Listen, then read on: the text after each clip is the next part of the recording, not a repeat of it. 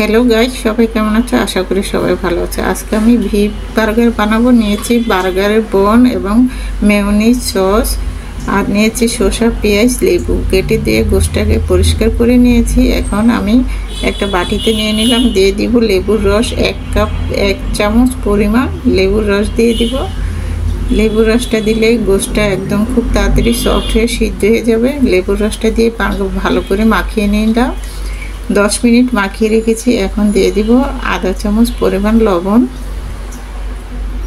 দিয়ে দিব আধা চামচ পরিমাণ গোলমরিচের গুঁড়া,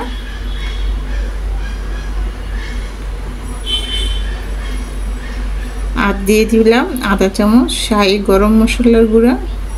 এখানে সব ধরনের মশলার গুঁড়াটা আছে। আর দিয়ে দিয়েছি লাল মরিচের গুঁড়া আধা চামচ,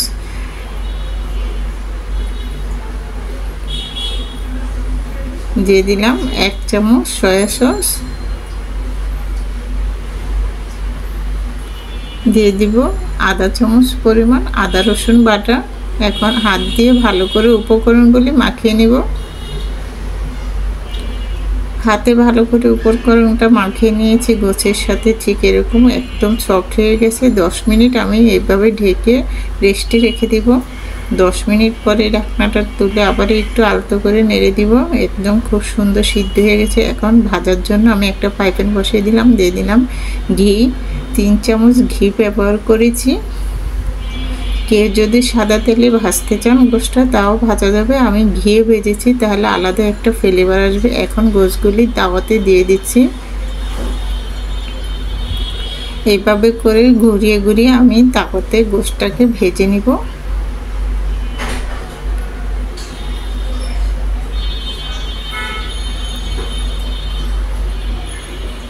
সম্পূর্ণ গোশটাকে আমি এইভাবে করে ভেজে নিব।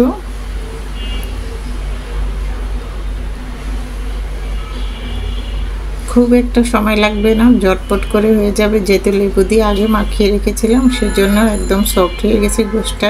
আর রেস্টে রেখেছিলাম মশলা দিয়ে মাখিয়ে, সেজন্য আরও তো পরিমাণে ঘি দিয়ে এভাবে করে নেড়ে চেড়ে কিছুক্ষণ ভেজে নিব, উল্টিয়ে পাল্টিয়ে। এক পিঠটা ভাজা হয়ে গেছে, উল্টিয়ে দিলাম।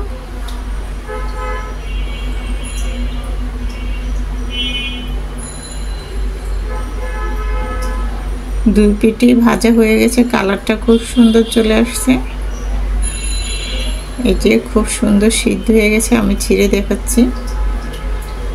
এখন গোশগুলি আমি এক সাইডে রেখে দিব। এই তাওয়ার মধ্যে আমি বনগুলি একটু গরম করে নিব।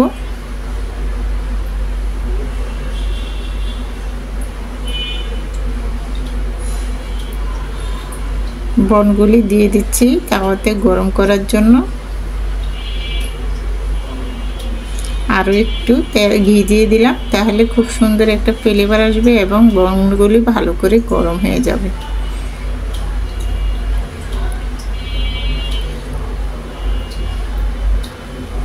সম্পূর্ণ বনগুলি আমি দিয়ে নিয়েছি। একদম সুন্দর গরম হয়ে গেছে, তুলে দেখাচ্ছি। এখন আমি বনগুলি এক সাইডে রেখে দিব।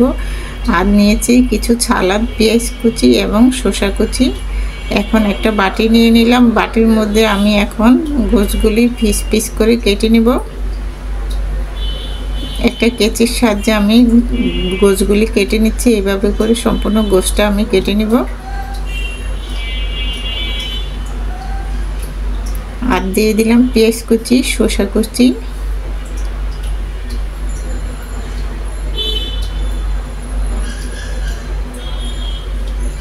দিয়ে দিলাম চিনি পেস্ট একটু ঝালের জন্য। এটা অপশনাল, দিলেও হবে, না দিলেও সমস্যা নেই। যে যদি ঝাল কম খেতে চান তাও দেওয়া যাবে। আমি আর দিয়ে দিলাম 1/4 চামচের আধা চামচ গোলমরিচের গুঁড়া। দিয়ে দিব মেয়োনিজ। এখানে আমি 4 টেবিল চামচ মেয়োনিজ ব্যবহার করেছি। দিয়ে দিলাম 4 টেবিল চামচ সয়া সস। সসটা 4 টেবিল চামচ ব্যবহার করেছি, শুধু সয়া সস না। আর দিয়ে দিলাম হালকা একটু লবণ। সম্পূর্ণ উপকরণগুলি ভালো করে হাতে মাখিয়ে নিচ্ছি। আরও পরিমাণে আরও 2 চামচ মেয়োনিজ দিয়ে দিলাম। মাখা হয়ে গেছে। এখন আমি বনের মধ্যে দিয়ে দিব সম্পূর্ণ মিশ্রণটা এইভাবে করে সম্পূর্ণ বার্গারের বনে আমি বানিয়ে নিচ্ছি। বানানো আমার হয়ে গেছে। খুব সুন্দর বার্গারের বনটা এভাবে করে খাওয়া যায় বিকালে নাস্তা এবং সকালে বাচ্চাদের টিফিনে দেওয়া যাবে, খুব মজা করে খেতে পারবে। আমার রেসিপিটা যদি ভালো লেগে থাকে তাহলে আমার ইউটিউব চ্যানেলে লাইক এবং লাল বাটনটা টিপ দিয়ে আমার সঙ্গে থাকবেন, তাহলে নিত্য নতুন রেসিপিগুলো আপনাদের কাছে পৌঁছে যাবে। আমার রেসিপিটা এই পর্যন্ত, সবাই ভালো থাকবেন। আল্লাহ হাফেজ।